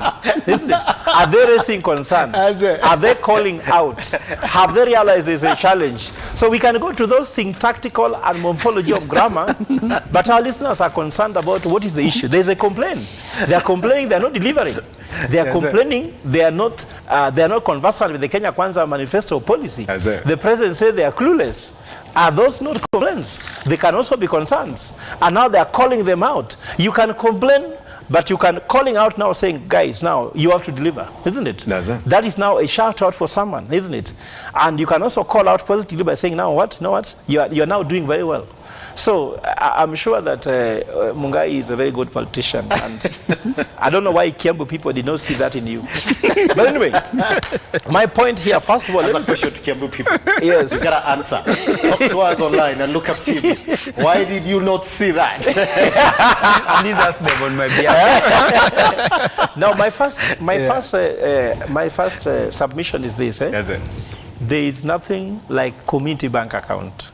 So when you tell me when Ababu Namova leaves, should we get somebody from Busia? No, there is no Kenyans need to know. For politics, a different story. For RUTO, he has a different arithmetic to play. But for Kenyans, there is no community bank account. So when you see someone from your point being called out for corruption, like now, if at all Oparanya's case is 2 or 1.3 billion, that money is not sitting in lawyer bank account. It is sitting on one account, which is Oparanya and his wife. Why is your wife not arrested? Yet Oparanya's wife is being, it means a family affair, like you said. You eat with your family. But then you're being attacked, you're attacked as a community. So Kenyans need to distinguish these things. For me, inclusivity is not just about communal, also competence. The inclusivity, for me, the main challenge I have with inclusivity in Ruto's cabinet is competence. There is no inclusivity in competence. You just brought politicians and called them technocrats, and they have no idea exactly what they are doing. So they can accompany you for all those visits you are doing, but they're not delivering. I saw someone accompanying the president to launch water project, which was trending in Western Kenya. It looked like launching a tap. When you are launching a water project, the pictures, everything coming should be launching a water project, not launching a tap. A tap and water projects are different. So those guys are completely clueless. In fact, William Ruto is a very able leader, articulate. I am completely disappointed with him not using the same thing to select the right team. Leadership is also about being like a coach. If you're a coach of a football club, you must be good to know whom do I hire to be in the team. How many goals can they score? How many fouls can they avoid? How many interventions can they do when I'm about to be scored against? Odinga is scoring against Kenya Kwanza at will. Whenever he wanted, he scores, isn't it? If you say Kimani Chungwa is capable, he made noise, oh, no talks, what. Now he's saying there's a talk. He denies when it comes to agree. Which, for me, if you say Imani Chungwa is among the most brilliant people you have in Kenya Kwanza, then there's poverty or brilliance in Kenya Kwanza. Because you can see it. You can see it. So for me, the inclusivity is competence. If you go to the team sheet for Kenya Kwanza, where is the competency there? It's completely doubted. But the competent person is William Ruto. So the only competence I've seen in Kenya Kwanza, which we can agree, is how to get to power. That's what they have the competence. The only competent thing they have achieved, which I can give them a scorecard on, is winning the election and sitting in State House. That's what they are. Then stopping Raila from removing them from State House, that's another competence they have. Delivering to the manifesto, I don't think so. So that's my first submission. Yes. The second submission, I can tell you that William Ruto must have learned something from Kibaki. That's why if you ask the question, will he bring back, when he reshuffle cabinet, will it have a political balance? Yes. For sure. William Ruto is one of the most experienced politicians that we have. I've heard people saying that Raila is more experienced, but let me tell you what, Raila has been more experienced in running for elections. Yes. And of course, not winning them. But you see, William Ruto was an MP for the first time in 1997. I was in class 6 when he became an MP. Now I'm a professor, he's the president. That journey is not a joke. Imagine, where were you in 1997, Simba? Oh, 6 years old. You are 6 years old, which you are in class 1 or 2. I was in class 1 or 2, yeah. And you are now covering him. He was an MP in 1997. He's the longest serving active politician in Kenya. Not even Raila Odinga. Raila Odinga has always been running outside politics. Like now he's outside the government, isn't it? So he's been in government longest time possible. He's the most experienced politician we have. Yes. So according to me, he will do politics much better than Kibaki. Kibaki did not have that long service in government or in, for example, as a politician than William Ruto. Even Uhuru can't beat him. Even Raila can't beat him. So he will have more political balancing more than economic. Because he realized Kibaki did a lot of economics, but very poor politics. And by doing good economics and poor politics, imagine Kibaki, having turned around the economy, struggled to win a second term. So it means he did very poorly politically. He was not able to coalesce the political power and use it well. So William Ruto is going to do a serious balancing economically to ensure that he's in control. Now, let me tell you what, something which maybe Mungai might not agree, but this is the fact. Every presidency has the total man. The total man for Moi was Biwott, Wakina Kulei, and the rest, isn't it? Yes. Who was the total man for Kibaki? And who are the total men for Uhuru? At least you can figure out who is the total man for Ruto. Listen to those people. For example, Felix Koskei. If you listen to the body language of Felix Koskei in the Ruto cabinet, you'll tell where the shuffle will go. So Ruto has a total man. Listen to the total man. Don't listen to Ruto. Ruto now is a myth. Like Wajakoya said, that Raila is not a human being. Raila is a spirit, is an institution. So Ruto now is a myth. There is a total man. Towards the end of Moi's presidency, the most powerful person in Moi's government was Sally Kosgei. And you can tell Sally Kosgei wept in public when Moi took his chopper back to Baringo. He knew that all she controlled was over. I can even tell you, in the arranging of succession meeting for Moi, even how Uhuru was being brought in, Sally Kosgei was so instrumental. They wanted Mudavadi, but Mudavadi was so afraid. You know, why Mudavadi cannot achieve his goal is that Mudavadi cannot be able to ask for what he wants. You know, there are some who can say they want to marry this woman, but if you give them a date, the woman is now here, tell her what you want. They'll say, oh, do you have a friend? They'll start talking about non-starting stories. So I'm saying Sally Kosgei was very powerful towards the end. But you remember that the guys of Biwott were very powerful in Moi government for the longest time possible. In this government, there is somebody who looked for most of the resources, who came out with the most of the strategies. The person, when Ruto nearly gave up. He said, no, you will still win this election. You are in here to win, not just to run. That person is the one running the government. In fact, even if Ruto goes outside the country, leaving Gachagua in charge, Gachagua is in charge, but there's somebody running the country, isn't it? So that is true. It happened during Moi. Remember when Josephat Karanja pretended to be able to make appointments. The total men told him, hey, no, you can't. You are vice president, but sorry, we are the one making decisions. He was told. You can remember. Go to history. Robert Karanja was dismissed when I was in St. Mary's Yala. Moi was passing from Siaya and he came to St. Mary's Yala to give a talk and gave us bread, 100,000 shillings for bread, and he fired Josephat Karanja right in St. Mary's Yala. I was there. He told him, when I left, you did this and this, so you are going home. And that's when he fired Josephat Karanja. So he got the brief, he landed, then he came to Siaya. He had not gone to State House. Then he was told by his total men that guy made a decision when you are not there. And immediately, the guy was fired on the roadside. So Mo used to make decisions on the roadside. Who gave him information? The total men.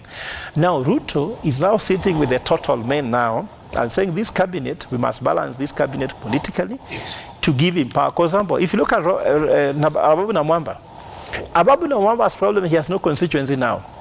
Because when Luyas and Luos were behind Baba, he went to Kenya Kwanza. Now, do you think Luyas are going to come back and say he's our person? He is a foreigner in Busia. And I don't think he has any purpose for Ruto. And then Ruto is very clever. And let me tell you what, Ruto like going directly to people. Like now, you saw what's happening in Western.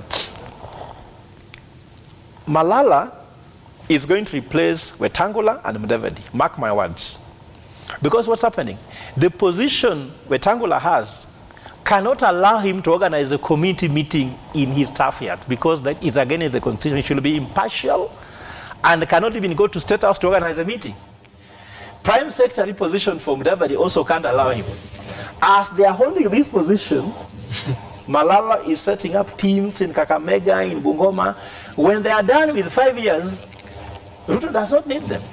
In fact, for me, it's a good thing. If the way to remove this shell of leaders who are old should go home, isn't it? Now, Malala, a young person, if he does not take this role seriously, he's making a mistake. And I'm telling the Luhya community, stand behind Malala. It's the way to change old shell and bring young blood. So Mudavadi and Wetangula, I think they have reached the apex, isn't it? And now we need to bring in young leaders who will organize the Luhya community, talk about, for example, the new things that take Luhya community to the next level. Yes. Ababu Namwamba also lost the whole constituency, and that's why he could not even win anything in Busia. So people are coalescing around that. I saw something very interesting where Otuoma went to Okiya Omtata's office. And I was surprised by the statement from there that they are looking for how to work together with the government. Okiya Omtata, who is in court again. No, the president is very wise and politically wise. So I'm telling you, it's going to be more a political decision than anything. And then my last submission is this, my brother. All the CSS that, nearly all of them, the ones that are there, apart from maybe one, which is Njungu Landungu, all of them have shadow CSS. So they are not even working. So according to me, we should not just question them for their incompetence. We should also question the working environment. And I want to mention, because I'm an economist, I'm a scholar, I don't make rumors here, isn't it? When the Ambassador Catherine Tai came to the country, isn't it, for the US trade negotiation, isn't it? How comes Moses Kuria was not in the meeting? And that's the Minister for Trade. Who was there? Edan Mohammed, isn't it? So who is negotiating the deals? It's not Moses Kuria. And you can go to each and every ministry. Agriculture, there's some work being done by Ministry of Trade. For example, fertilizer. Who is distributing it? Is it being distributed by agriculture Linturi? No. So there are people, like I told you, the total men behind every CS who control those ministries. And according to me, is a mistake. If I was your president, Simba, I could appoint someone who is competent and allow them to work. And that is the mistake we are doing. You can appoint competent people, and then you put total men behind them, and then you can have parliament who can castigate them at any time they want, isn't it? They can't work. Because anytime you are making a decision, how will Ichungwa look at it? How will Shole look at it? How will Cheragei look at this one? Then you can't work. You should be given space to work. So the work environment in Kenya Kwanza, even if you appoint me now to any CS position, I will not take it. I won't take it because I know very well I will not work. I want to use my head. I'll start looking at what they think, what they could think, how they could react. This is not a work environment, even for you, Simba. Now you are in studio. You are the one anchoring us here. You are our boss. I'm sure I've not heard your boss calling and telling you, now ask Fred Ogola this question, now tell him to shut up, tell him to walk out. You can anchor. You are talented, Simba. Let us see your talent come out and blossom. We are not seeing those cabinet CSS blossoming. The same thing to PSS. You are not blossoming because every time in public sector you spend 80% of your time trying to keep your job, yes, and 20% trying to work. If you make that number to be 50-50, the cabinet will be more effective. If I was president, I can make it 20-80, whereby you spend only 20% of your time trying to keep your job, 80% working. In fact, most offices, government, people start working from 4 to 5, then they go home. Because between 8 and 10 and 4 p.m., they're trying to keep their job. That's why you have to rush for this meeting, you have to show up for that photo, for that selfie, for that statement, and you have to look for all the Twitter handles of all the people who are the total men in RUTO government. Is then you say, now I'm safe, then you work. Because sometimes you might be working and you have been fired on Twitter. Like now, Ababi Namwamba is following the Twitter for Ichungwa, for Cheragei, for Sholei, for everybody, and confirming I'm still in office. Like now, he's not in office mentally. In fact, for now, for me, these guys should go home tomorrow because they are not there mentally. They are in CS position by only a letter and physically. Thank you. Pretty much. So let's summarize it like this before we go on a break. Mr. Mugani. So when you look at the 4 that have been in the act, I'm talking about Nakumincha, I'm talking about Babu Namwamba, I'm talking about Alfred Mutua, I'm talking about Florence Bobe. On the basis of balancing the play for 2027, because whatever move the president will make here, we've said it's going to be viewed as a political move, isn't it? Do you think he's got so much to lose from those particular theatres, going by the fact that we do know very well that even when we appoint these cabinet secretaries, we look at the political balance. Where do they come from, and why am I given this position as I look forward to my next tenure?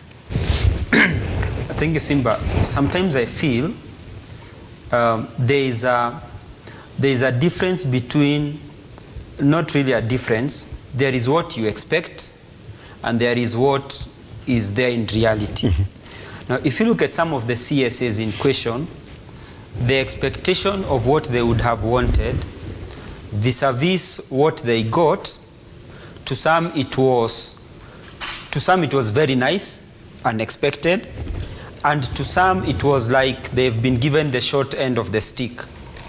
And I'll give you an example. If you look at the campaign period and you look at the role that the CS Ababu Namwamba played, it was in everyone's expectation, I believe including even himself, yes, that he would end up at the foreign secretary docket. Even the demeanor, the way he used to carry himself, the way he would introduce foreign leaders. You remember there is that time during the campaign when no one really wanted to be associated with the president, including even foreign powers. Excuse me. Everyone was running away from the deputy president. And I remember in some instances when there was a white person, it does not matter what they represented, even if it was an MCA in Germany and they showed up in Karen, yes, we who are in Kenya Kwanza would be very happy. We would start seeing glimmers of hope that at least the international community is starting to recognize the deputy president. And that time, in terms of the photo ops, you could really see that the CS Ababu Namwamba was always there. That's it. But fast track that, he was given the sports ministry. So in a sense, the sports ministry in Kenya historically is given to people who are not deemed they can deliver, or it is used as a form of punishment when you do not.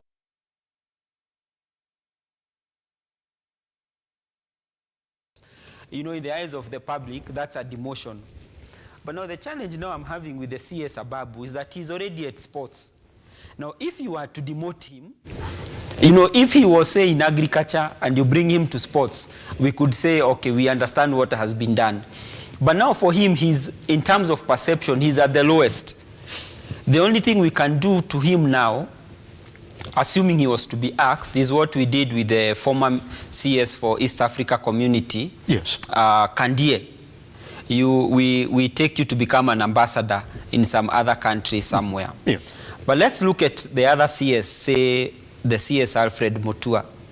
For Alfred Mutua was a shocker for him. You remember when he was appointed to the position, he flooded our social media pages with photos, you know, posing in airports, yeah, posing in hotels, yeah, posing in lobbies. So for him he did not expect that would. And therefore my feeling is, I know we are saying it's 1 year down the line, and I know we are saying that they should have showed what their metal is made of.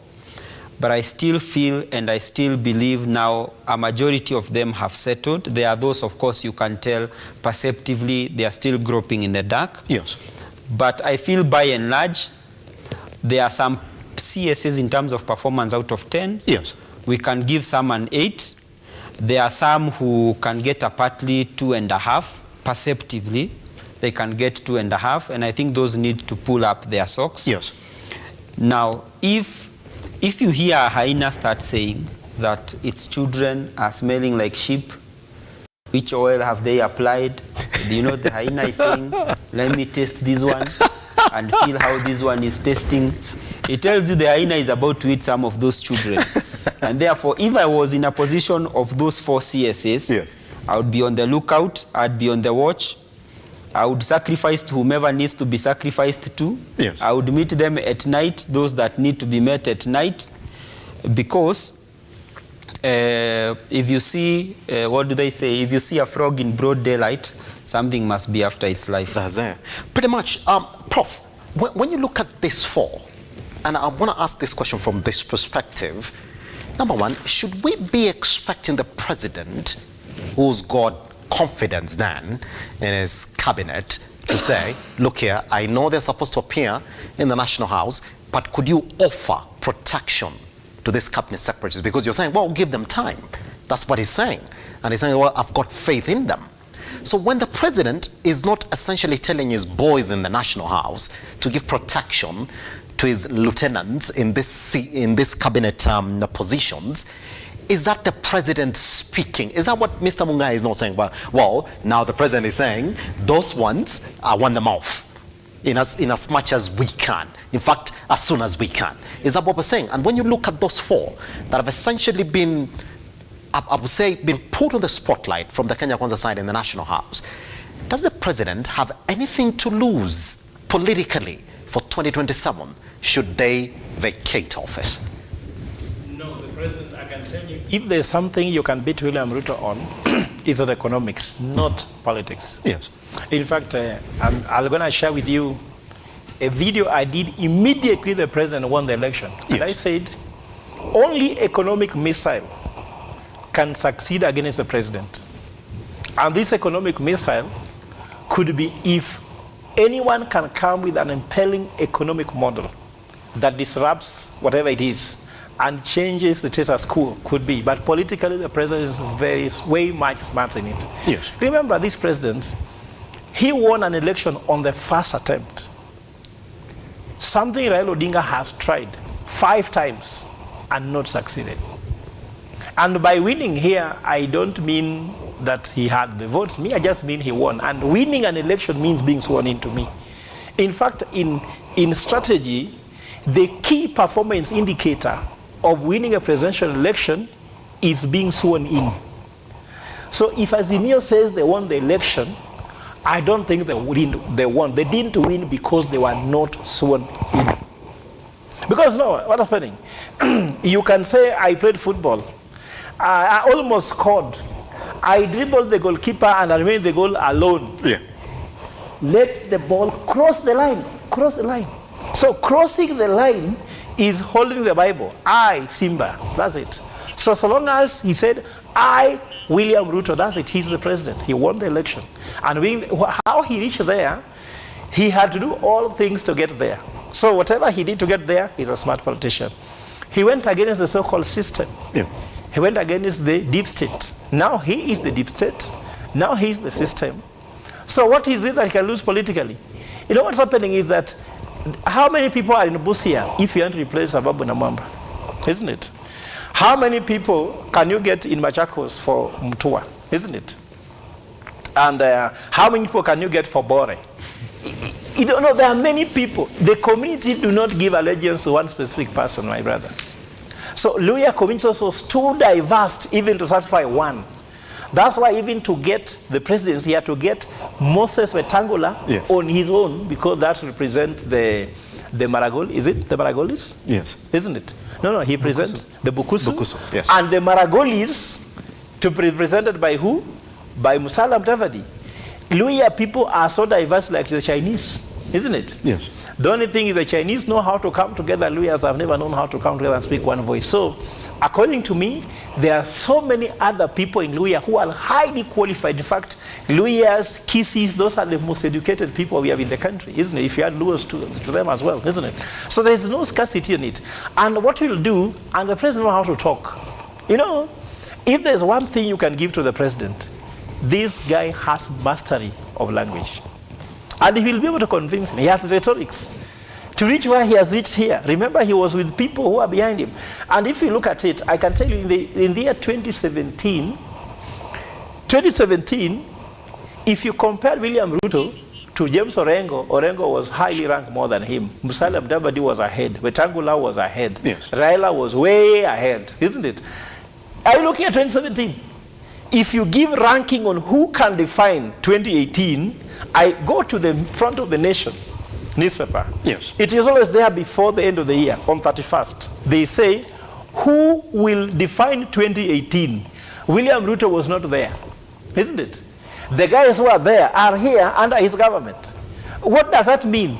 You know, it's not mere achievement, Simba. Yes. Even if I criticize the president, I am not an idiot to appreciate there is no mean achievement from being nowhere to be the head of state. So, according to me, politically, the president has got a way to salvage that situation much better. The main question I'm asking, that's not why he became the president.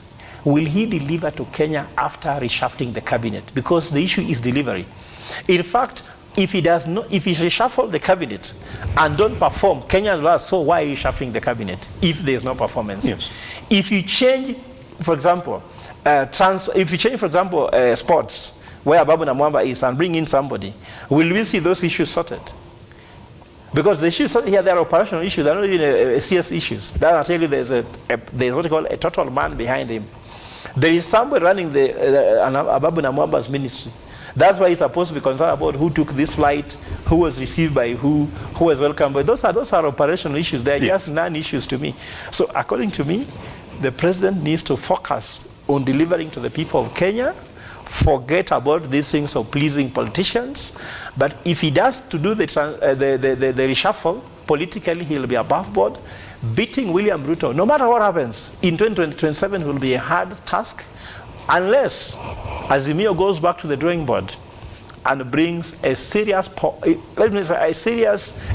candidate and a serious strategy with a narrative. Yes. It will be out of this world, because the president only can lose in 2027. Now he cannot lose because he's head of state. Pretty much. Guess what? Take these gentlemen back to the time that they joined us this morning on Lookuptv across all your social media platforms. What do you think? Will the president lose anything if indeed he lets majority of the CSs that have been called out to go? Once we come back, let's look at other areas of the economy and talk about health in a little bit. I'll be telling you exactly what we're going to get into and introduce the guest shortly after we take this tiny break. Gentlemen, thank you very much for coming. You've been quite invaluable this morning.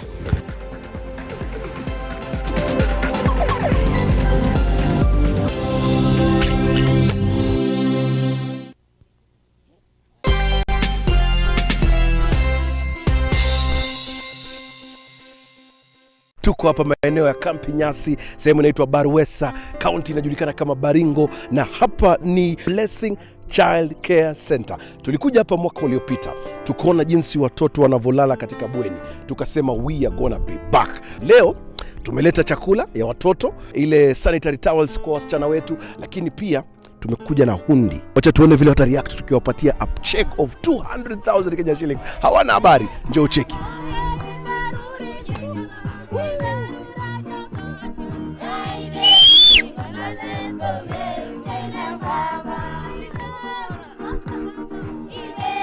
Nasikia kufurahi sana. Nashukuru Mungu Baba